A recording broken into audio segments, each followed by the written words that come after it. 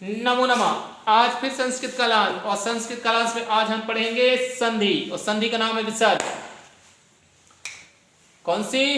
विसर्ग। स्वर संधि पढ़ चुके हैं पूरे 6 भेद, अब आए हैं किससे? विसर्ग में। कोई नियम नहीं, बस कहानी सुनिए, संधि याद करिए, घर जाइए। देखिए संधि कौन सी है? विसर्ग। कौन सी संधि है? विसर्ग। पहचान है ओ की मात्रा रा, दोनों सा आधे आधे। अब इसको क्या करना है? ओ की मात्रा में रा जोड़ लो, याद करने के लिए क्या बन गया? और इसी रा को इस सा में जोड़ दो तो क्या बन गया? सर। फिर इसी रा को इसमें जोड़ दो तो क्या बन गया? फिर से बन गया सर। अब कहानी याद रख लेना बस, ठीक है? ये आधे आधे लिखा है। एक लड़का आया, सर के सिर पे हाथ फेरा और करे और सर। सर ने भी दिए 2 मुक्के, क्या बन गया? विसर्ग। बोलो आधे आधे। एक लड़का आया, बोला और सर, और सर, आपका सर। सर ने भी दिए 2 मुक्के, क्या बना? विसर्ग। बोलो राधे राधे। फिर से दोहराइए। एक लड़का आया, बोले और सर, आपका सर। सर ने दिए 2 मुक्के, क्या बना? विसर्ग। बोलो राधे राधे। चलो शुरू करते भैया, इसको बार बार दोहराते रहिएगा। पहली पहचान ओ की मात्रा, पहली पहचान ओ की मात्रा। अब इसको हटा दीजिए, तुमने याद कर लिया भाई साहब। अब पहली पहचान ओ की मात्रा, ये देखो ओ कहां लगा है? बीच में। ये ओ कहां लगा है? बीच में। इसमें भी ओ बीच में, इसमें भी ओ बीच में, इसमें भी और इसमें भी। बस इसको उठाओ और फेंक दो, संधि हो गई। उठाओ और फेंक दो। अब देखो हमने लिखा मन, क्या लिखा? मन। ओ की मात्रा की जगह हमने लगा दिया विसर्ग, ठीक है? योजक जोड़ दिया, प्लस जोड़ दिया, हर को ज्यों कहते हैं लगा दो, विच्छेद हो गया।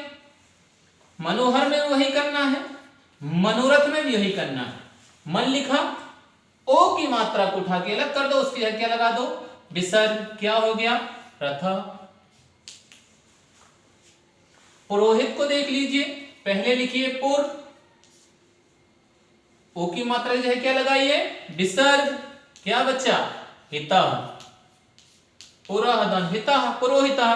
पुरोहित का हिंदी अर्थ होता है एक गांव का हित करने वाला।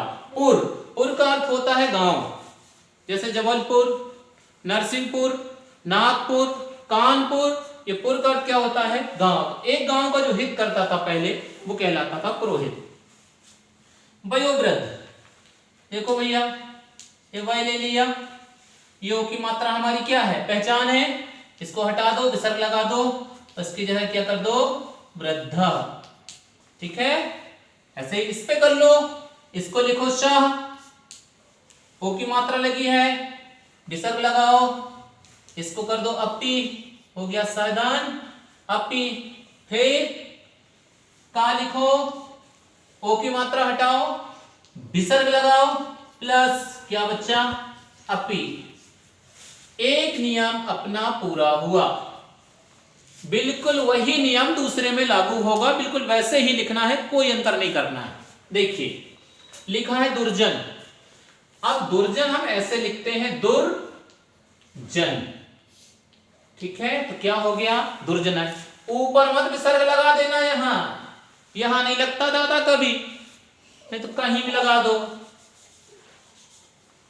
है ना? ये बिंदी नहीं है कि चाहे जहां लगा दो। ये ऊपर का अपन कैसे पढ़ते हैं, नीचे क्या हो गया? दुर्जन। पहचान क्या है? ओ की मात्रा हो गई, अब क्या बच्चा? रा। तो इसको हटा दो, विसर्ग बिठा दो, प्लस लगा दो, टूट गया। अब देखो निर्धन, ये निर्धन क्या हो गया? निर्धना। फिर से क्या हटेगा? रा ही हटेगा भैया। क्या हटेगा? रा। तो रा हटा दो, विसर्ग लगा दो, नि प्लस धन। दुर्गति, एक दुर, फिर क्या हो गया? गति। क्या हो गया? गति। तो अब क्या हटेगा? वही रा हटेगा भाई, क्या हटेगा, रा हट गया, ए प्लस लगा दो। दुरात्मा क्या हटेगा, रा ही हटेगा, तो विसर्ग क्या बची, आत्मा। ये लो टूट गई। अब चलते हैं नमस्ते में। याद रखना ओ वाले ये हो गए, बीच में ओ लगा है, रा वाले ये हो गए, बीच में रा लगा है। अब बच्चा क्या, आधा सा, जो आप बोल रहे थे और सर आपका सर ने दिए मुक्के बन गया विसर्ग, बोला राधे राधे, तो ये राधे राधे है ना। तो ये कैसा लगा ऐसा, आधा, तोड़ दो इसको तो क्या हो जाएगा, नमः का नमः, आधे सा की जगह विसर्ग, लगा दो प्लस, कर दो ते। क्यों करोगे ते ही तो बचा है, बच क्या रहा है, ये जो बचेगा वही तो लगेगा। तो इसको क्या करना है, हटा दो, तो क्या बन गया, नमः प्लस ते बराबर नमस्ते। अब देखो निश्चल, फिर से आधा सा, तो नी, आधे सा की जगह क्या लगाया, विसर्ग, क्या बचा, चला, ए हो गया निश्चला। क्या हो गया, निश्चल। ये हो गई भाई आपकी विसर्ग संधि। इसको बार बार देखिएगा, निश्चित रूप से आपको याद हो जाएगी। एक आपको एक तरीका और बताएंगे अभी हम, इसका एक गाना गाएंगे, वो आपको हम सेंड करें, उस गाने को भी सुन लीजिएगा। ये हो गई पहचान, ये हो गया विच्छेद, ये हो गई अपनी पूरी विसर्ग संधि। इसको बार बार पढ़ना है, बार बार पढ़िए, ध्यान से सुनिए, निश्चित रूप से आपको याद हो जाएगा। चलिए कहानी सुना देते इसी में, हो सकता कहानी से याद हो जाए। एक दिन मनोहर और मनोरथ आते हैं स्कूल, कहते हैं सर से नमस्ते करने चलते हैं। रास्ते में मिलता पुरोहित, रास्ते में कौन मिलता है, पुरोहित। तो मनोहर, मनोरथ और पुरोहित आते हैं। पुरोहित आना नहीं चाहता, उसको जबरदस्ती लाया जाता है। मनोहर चला, मनोरथ चला, पुरोहित आए गेट पे। गेट पे एक दादाजी थे, उनको कहे वयोवृद्ध, मतलब दादाजी नमस्ते। याद रखना, मनोहर आया, मनोरथ आया, साथ में पुरोहित को लाया। रास्ते में गेट पे मिले दादाजी, बोले वयोवृद्ध नमस्ते, आधा हो गया।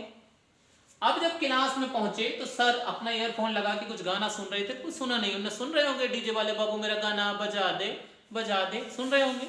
उसी समय मनोहर आया, मनोहर ने कहा नमस्ते, सर नहीं सुने। फिर मनोरथ कहता नमस्ते, फिर भी सर नहीं सुने। अब पुरोहित तो जबरदस्ती आया था, उसने ईयरफोन निकाला, कान के पास गया, तेज आवाज में बोला सर नमस्ते। समस्या हो गई भैया। सर एकदम से खड़े हुए और बोले सोअपि कोअपि दुर्जन निर्धन दुर्गति हो जाएगी, दुरात्मा कहीं के। याद रखना सर कितने शब्द बोल रहे हैं, ये तो आपको याद हो जाएगा। मनोहर, मनोरथ आया, पुरोहित आया, वयोवृद्ध से नमस्ते किया। अब सर ने क्या बोले, सोअपि कोअपि दुर्जन निर्धन दुर्गति दुरात्मा। सर को, बच्चे को भी गुस्सा आ गई, बोले एक तो इतनी दूर से नमस्ते करने आए, ऊपर से कह रहे हैं हम दुर्जन हैं, निर्धन हैं, दुर्गति हो जाएगी, दुरात्मा हो जाएगा। बोले सर निश्चल, सर आज तो निश्चित रूप से चलिए सर आप। उनने कहा, बोले दूर स्थल चलिए, फिर देखते हैं आज विसर्ग कौन लगाता है। या तो आप नियम से पढ़ लीजिए, या तो आप विच्छेद से समझ लीजिए, या फिर कहानी रट लीजिए, जो भी आपको अच्छा लगता है उससे पढ़ लीजिए। बस विनती है, पढ़ लीजिए।